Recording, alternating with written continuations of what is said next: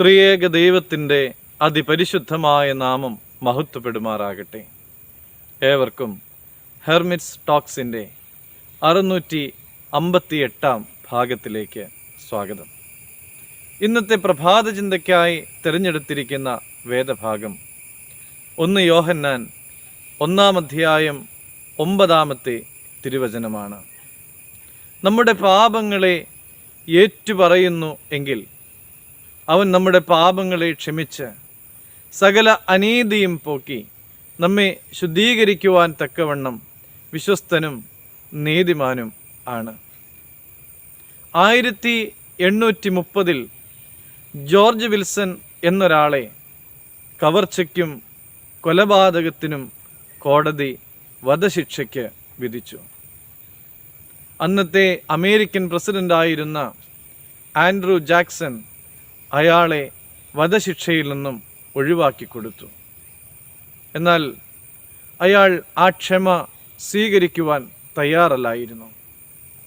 അയാൾ ക്ഷമ സ്വീകരിക്കുവാൻ തയ്യാറല്ലായിരുന്നു എന്ന് മാത്രമല്ല, താൻ ഈ ക്ഷമ സ്വീകരിക്കാത്തിടത്തോളം കാലം അത് ക്ഷമയായിരിക്കുകയില്ല എന്ന് അയാൾ ശഠിക്കുകയും ചെയ്തു.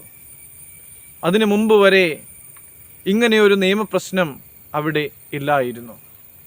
അതുകൊണ്ട് തന്നെ ഈ വിഷയത്തിൽ ഒരു അന്തിമമായ തീരുമാനമെടുക്കുവാൻ പ്രസിഡന്റ് സുപ്രീം കോടതിയെ ഭരമേൽപ്പിച്ചു. ഒരു വലിയ നിയമജ്ഞനായിരുന്ന അന്നത്തെ ചീഫ് ജസ്റ്റിസ് ജോൺ മാർഷൽ അവസാന വിധി പ്രഖ്യാപിച്ചു. ക്ഷമ നൽകിക്കൊണ്ടുള്ള പ്രഖ്യാപനം അത് ആർക്ക് നൽകിയിരിക്കുന്നുവോ അയാൾ അത് സ്വീകരിക്കുന്നുണ്ടോ എന്നതിനെ ആശ്രയിച്ചാണ് അതിൻ്റെ വില. അയാൾ അത് സ്വീകരിക്കാത്തിടത്തോളം കാലം ക്ഷമ അല്ലാതായിരിക്കും. അതുകൊണ്ട് തന്നെ അയാളെ തൂക്കിക്കൊല്ലുവാനായിട്ട് ഈ കോടതി വിധിച്ചിരിക്കുന്നു. അയാളെ തൂക്കിക്കൊല്ലുകയും ചെയ്തു. അയാളുടെ മരണത്തിൻ്റെ ഉത്തരവാദി അയാൾ മാത്രമായിരുന്നു. കർത്താവിൽ സ്നേഹമുള്ളവരെ, ഒരു വ്യക്തി യേശുവിനെ തൻ്റെ ജീവിതത്തിൽ രക്ഷിതാവായി സ്വീകരിക്കാതെ ആ വ്യക്തി രക്ഷയെ അവകാശമാക്കുകയില്ല. നമ്മുടെ പാപങ്ങളെ നമ്മൾ ഏറ്റുപറഞ്ഞ് ഉപേക്ഷിക്കുന്നു എങ്കിൽ മാത്രമാണ് നമ്മുടെ പാപങ്ങൾ ക്ഷമിക്കപ്പെടുകയുള്ളൂ. അവരുടെ അനീതിയാണ് നീക്കപ്പെടുകയുള്ളൂ.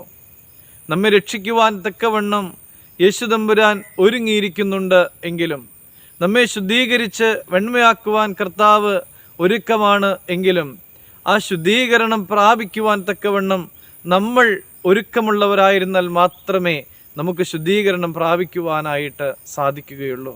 അതുകൊണ്ട് നമ്മുടെ ജീവിതത്തെ ക്രമപ്പെടുത്തുവാനും കർത്താവിൻ്റെ സന്നിധിയിൽ നിന്ന് രക്ഷ പ്രാപിക്കുവാനും ഒക്കെ നമുക്ക് പരിശ്രമിക്കാം.